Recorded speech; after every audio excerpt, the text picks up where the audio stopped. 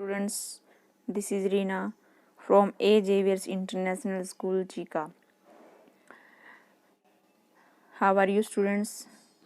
Today we will discuss about subject Pol Science, chapter first, book first, और आज के हमारे चैप्टर का नाम है, सबसे पहले तो बुक का नाम भारत का संविधान, सिद्धांत और व्यवहार, यानी कि भारत के कॉन्स्टिट्यूशन के बारे में, हम भारत के संविधान के बारे में आज पढ़ेंगे।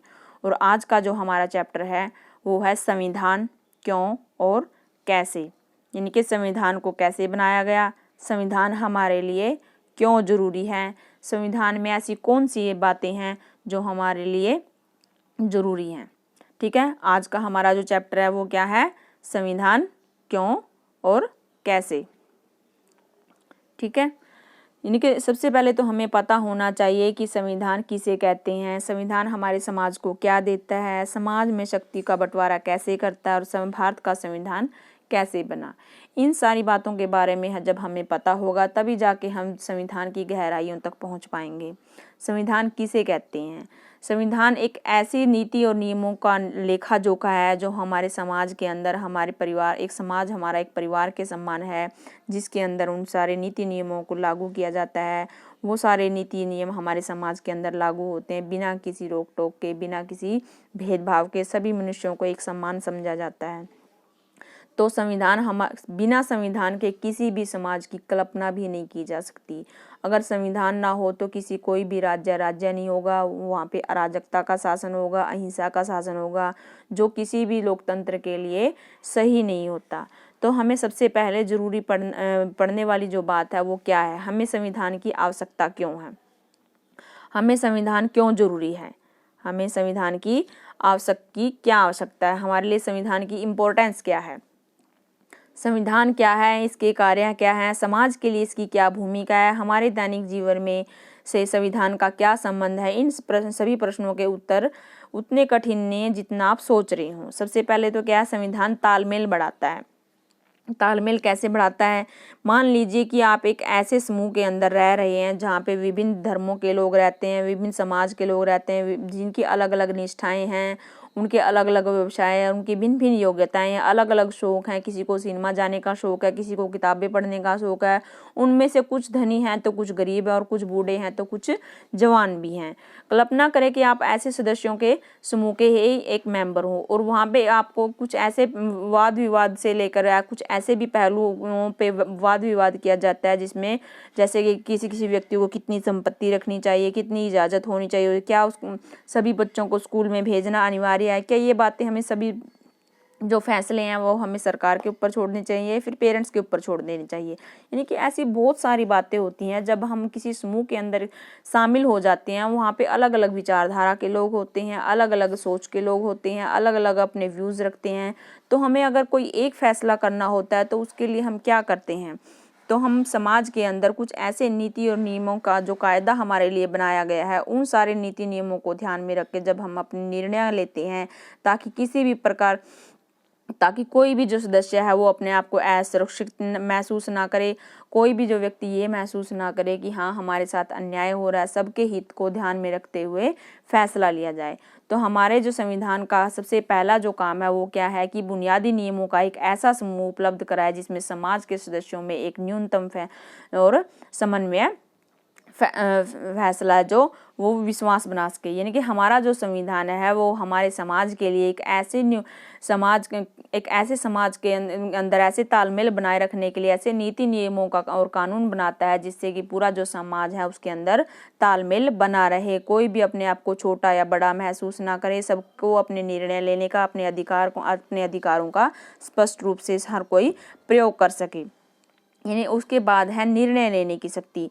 निर्णय लेने की शक्ति की विशेषताएं, यानी कि निर्णय कौन किस तरीके से अपने निर्णय ले सकता है, किस तरीके से कोई अपने निर्णयों को सहमत कर सकता है। संविधान कुछ ऐसे बुनियादी सिद्धांतों का समूह है जिसके आधार पर राज्य का निर्माण और शासन होता है। लेकिन ये बुनियादी नियम क्या है? ऐसी कौन सी बातें हैं जो हमें बुनियादी बना देती है? पर हाँ, सबसे पहले आपको यह तय करना पड़ेगा कि जिन नियमों के आधार पर समाज का शासन होता है उन्हें बनाएगा कौन। आपको अगर कै नियम बनाना है तो दूसरे आपके ख नियम बनाना चाहते हैं, यानी कि कोई कहता है कि मेरे वाले नियम सर्वश्रेष्ठ हैं तो दूसरा बोलेगा कि हाँ मेरे वाले नियम सर्वश्रेष्ठ हैं। लेकिन दूसरे लोगों को लगता है कि ये सब ऐसे ही बोल रहे हैं, सबसे ज़्यादा सर्वश्रेष्ठ हमारे वाले नियम हैं। इन विवादों को कैसे सुलझाया जाए? अतः यह निर्णय लेने के लिए हमारे समूह को किन नियमों से शासित होना होगा। हमें वास्तव में यह तय करना पड़ेगा कि किन नियमों को इन नियमों को बनाएगा कौन। यानी कि इन सारी बातों का जो मेन मतलब वो है कि इन सारी बातों को सुलझाने के लिए वो ऐसे कौन से नियम हैं जो बनाए जाएंगे, और वो सारे जो नियम है वो कहाँ पे बनाए जाएंगे? संसद के अंदर। और संसद को बनाए रखने के लिए उसको भी अलग तरीके से उसको स्थानांतरित किया जाएगा। संविधान यह तय करता है कि कानून कौन बनाएगा, और इस प्रश्न का सैद्धांतिक रूप में कई प्रकार से दिया जा सकता है। राजतंत्र में कानून का निर्माण राजा करता है, जबकि कुछ संविधान जैसे पुराने सोवियत संघ के अंदर, जैसे पुराना जो संविधान था सोवियत संघ, उसके अंदर सिर्फ राजा जो है अकेला पार्टी का निर्णय दिया, केवल एक पार्टी को दिया गया था। निर्णय करने का अधिकार सिर्फ एक ही पार्टी को दिया गया था। लेकिन लोकतांत्रिक संविधान में निर्णय मोटे तौर पर जनता लेती है।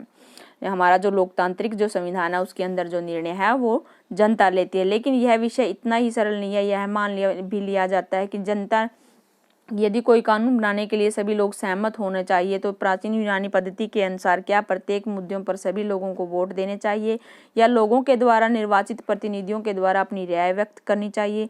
लेकिन लोगों को अपनी प्रतिनिधियों के माध्यम से काम करना, तो फिर उनके प्रतिनिधि का चयन कैसे हो, और कुल कितने प्रतिनिधि होने चाहिए?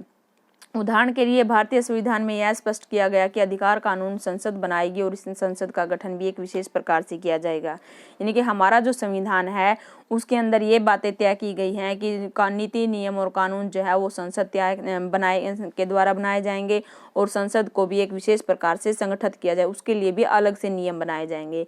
किसी समाज में कानून कैसे हैं, इसे देखने के पहले उन कानूनों को बनाने का अधिकार रखने वाले की पहचान होगी, और यदि संसद कानून बनाने का अधिकार रखता है तो पहले उसे यह अधिकार देने वाला कोई कानून होना चाहिए या संविधान होना चाहिए। और संविधान वह सत्ता है जो सर्वप्रथम सरकार बनाती है, और संविधान के द्वारा ही सरकार को बनाया जाता है। संविधान का दूसरा काम यह स्पष्ट करना है कि समाज में निर्णय लेने की शक्ति किसके पास होगी। संविधान यह भी तय करता है कि सरकार कैसे निर्मित होगी, यानी कि संविधान के द्वारा ही पूरे शासन को चलाने की शक्ति का निर्णय लिया जाता है, और संविधान के द्वारा ही सरकार को निर्मित यानी कि उसका निर्माण करने का जो अधिकार है वो भी संविधान के पास होता है। सरकार की शक्तियां या सीमाएं, सरकार की कौन सी शक्ति हैं और वो उनकी कौन से ऐसे दायरे हैं जो संविधान के द्वारा लागू किए जाते हैं। अगर संविधान जो है सरकार को शक्ति प्रदान करती है तो उसके कुछ दायरे यानी कि उसकी कुछ सीमाएं भी दी जाती हैं। मान लीजिए कि आप यह तय कर लिया कि निर्णय कौन करेगा, किंतु जब सत्ता में ने कानून बनाए और आपको लगा कि वो पूर्ण, और आपको लगता है कि वो जो कानून है वो पूर्णतः अनुचित है। उदाहरण के लिए उसने अपने धर्म का पालन करने के लिए रोक लगा दी, उन्हें निर्णय लिया कि कोई खास किस्म के रंग के कपड़े नहीं पहने जा सकते, या आप कुछ विशेष गीत गाने के लिए स्वतंत्र नहीं है, तो ये सब बातें सुन के आपको अजीब नहीं लगेगा? आपको भी लगेगा कि हाँ ये जो बातें हैं वो हमारे लिए सही नहीं है, ये जो निर्णय है वो हमारे लिए सही नहीं है। अगर ये बोला जाए कि इस रंग के जो व्यक्ति है वो ही कुएं से पानी ले सकते हैं, ये इस धर्म के लोग ही इस जगह पे आ सकते हैं, तो अगर सरकार ऐसे कानून बनाती है तो आपको भी ये बातें अनुचित लगेंगी, अन्यायपूर्ण लगेंगी। यद्यपि ये सभी कानून उस सरकार द्वारा बनाए गए हैं जो एक विशेष प्रक्रिया का पालन करके बनेगी है, लेकिन सरकार द्वारा ऐसे कानूनों को बनाने के पीछे भी जरूर कुछ अन्यायपूर्ण बात रही होगी। फिर अगर आप सोचते हैं कि सरकार ने अगर ऐसे कानून बनाए हैं तो जरूर इसके पीछे कोई बड़ा कारण रहा होगा। अतः संविधान का तीसरा जो काम है वह यह है कि सरकार द्वारा अपने नागरिकों पर लागू किए जाने वाले कानूनों की सीमा तय करे, और यह सीमाएं इस रूप में मौलिक होती हैं कि सरकार कभी उल्लंघन नहीं कर सकती। यानी कि संविधान सरकार की शक्तियों को कई तरह से सीमित करता है। सरकार की शक्तियों की सीमित करने का सबसे सरल तरीका है कि नागरिकों के रूप में मौलिक अधिकारों को स्पष्ट कर दिया जाए।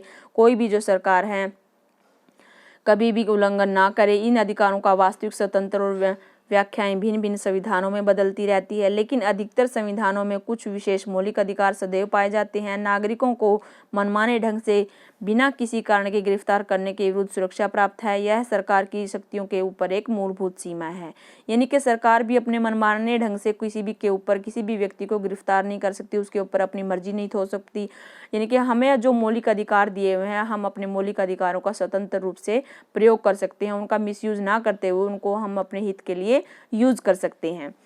यानी कि सरकार जो है, अगर हम संविधान जो अगर सरकार को अगर शक्ति प्रदान करती है तो उसकी कुछ सीमाएं भी उसको देती है, यानी कि वो अपनी मर्जी से कुछ भी किसी के ऊपर भी कोई भी निर्णय नहीं थोप सकते। समाज की आकांक्षाएं और लक्ष्य, यानी कि संविधान को समाज से क्या उम्मीदें होती हैं और उसका क्या उद्देश्य होता है और उसका क्या लक्ष्य होता है। अधिकतर पुराने संविधानों में केवल निर्णय लेने की शक्ति का वितरण और सरकार की शक्ति का वितरण प्रतिबंध लगाने का काम किया गया है, लेकिन 20वीं शताब्दी के अनेक संविधानों में, जिनमें भारतीय संविधान अत्यंत उदाहरण है, एक ऐसा सक्षम ढांचा भी प्रदान करते हैं जिसमें सरकार कुछ सकारात्मक कार्य कर सके और समाज की आकांक्षा और उसके लक्ष्यों को अभिव्यक्त कर सके। भारतीय संविधान ने इस संबंध में कुछ नए प्रयोग किए हैं। इन समाजों में नाना प्रकार की असमानताओं की गहरी खाइयां हैं और वहां केवल सरकार की शक्तियों पर प्रतिबंध लगाना ही पर्याप्त नहीं, बल्कि सरकार को समर्थ और शक्तिशाली भी बनाना पड़ेगा। यानी कि हमें अपने सरकार को समर्थ ही नहीं बनाना बल्कि शक्तिशाली भी बनाना पड़ेगा, बल्कि उसके ऊपर कोई प्रतिबंध लगाने के साथ साथ उसको और ज़्यादा मजबूत बनाना पड़ेगा, जिसमें बस असमानता और गरीबी के विभिन्न रूपों से निपट सके, ताकि जो हमारी जो सरकार है वो असमानता, हमारे समाज के अंदर विभिन्न प्रकार की विभिन्नताएं पाई जाती हैं, अमीर और गरीब हर किस्म के हर समुदाय के लोग मिलते हैं, ताकि वो उन सारी समस्याओं से निपट सके। ठीक है स्टूडेंट्स, तो आज का जो हमारा जो चैप्टर था वो था हमारा संविधान, हमारा जो कॉन्स्टिट्यूशन, जिसके अंदर हमें पता होना चाहिए कि हमारा जो संविधान है वो हमारे लिए कितना जरूरी है और हमारे लिए और संविधान कौन कौन से काम करता है। संविधान का चौथा जो काम है वो क्या है कि वह सरकार की ऐसी क्षमता प्रदान करे जिसमें वह जनता की क्षमताओं को पूरा कर सके और एक न्यायपूर्ण समाज की स्थापना करने के लिए उचित परिस्थितियों का निर्माण कर सके।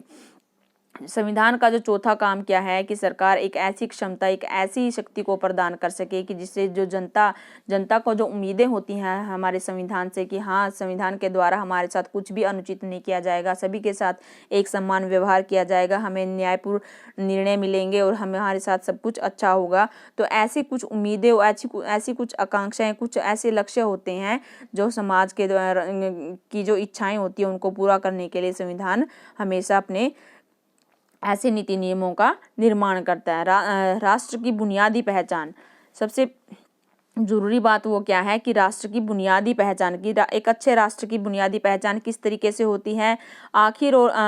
आखिरी और शायद सबसे महत्वपूर्ण बात यह है कि संविधान किसी भी समाज की बुनियादी पहचान हो सकता है, यानी कि किसी भी समाज की बुनियाद, उसकी नींव को रखने के लिए संविधान का होना सबसे ज़्यादा जरूरी होती है। इसका अर्थ है कि संविधान के माध्यम से किसी भी समाज की एक सामाजिक इकाई के रूप में पहचान होती है। इस सामाजिक पहचान को बनाने के लिए हम इस संबंध में कुछ बुनियादी नियमों पर सहमत होना पड़ता है कि हमारा जो शासन है वो कैसे होगा, शासित लोगों में कौन कौन लोग होंगे। संविधान बनाने के लिए हमें अनेक प्रकार के पहचान और असमानताएं होती हैं, लेकिन कुछ बुनियादी नियम और सिद्धांतों को हम सहमत करके उनके मूलभूत राजनीतिक पहचान बनाते हैं, और दूसरा संवैधानिक नियम हमें एक ऐसा विशाल ढांचा प्रदान करते हैं जिसके अंतर्गत हमें अपनी आकांक्षाएं, लक्ष्यों और स्वतंत्रताओं का प्रयोग करते हैं। संविधान आधिकारिक बंधन लगाकर सत्य तय करता है कि हमें किस प्रकार से अपने आप को तैयार करना है। सो डियर स्टूडेंट्स, आज के लिए हम इतना ही पढ़ेंगे, क्योंकि आज का जो हमारा चैप्टर था वो था संविधान। संविधान के अंदर हम कौन कौन सी ऐसी बातें हैं जो हमने पढ़ी थी कि हमारे लिए संविधान जरूरी है, कि कौन सी ऐसी बातें हैं जो हमारा जो संविधान हमारे लिए करता है। ठीक है, नेक्स्ट की हम वीडियो में पढ़ेंगे कि संविधान को किस तरीके से तैयार किया गया था। आज जो चैप्टर हमने पढ़ा था स्टूडेंट्स, जहाँ तक आज हमने पढ़ा है पेज नंबर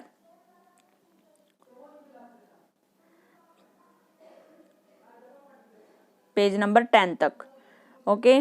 सो स्टूडेंट्स, आज जितना जो चैप्टर आज हमने पढ़ा है इसके अंदर से वेरी शॉर्ट क्वेश्चन आंसर हैं जो आपने ढूंढने हैं, और बहुत ही साफ और सुंदर तरीके से आपने संविधान के इस कॉन्स्टिट्यूशन वाले चैप्टर के फेयर नोटबुक के अंदर नोट्स बनाने हैं। Thank you and have a nice day.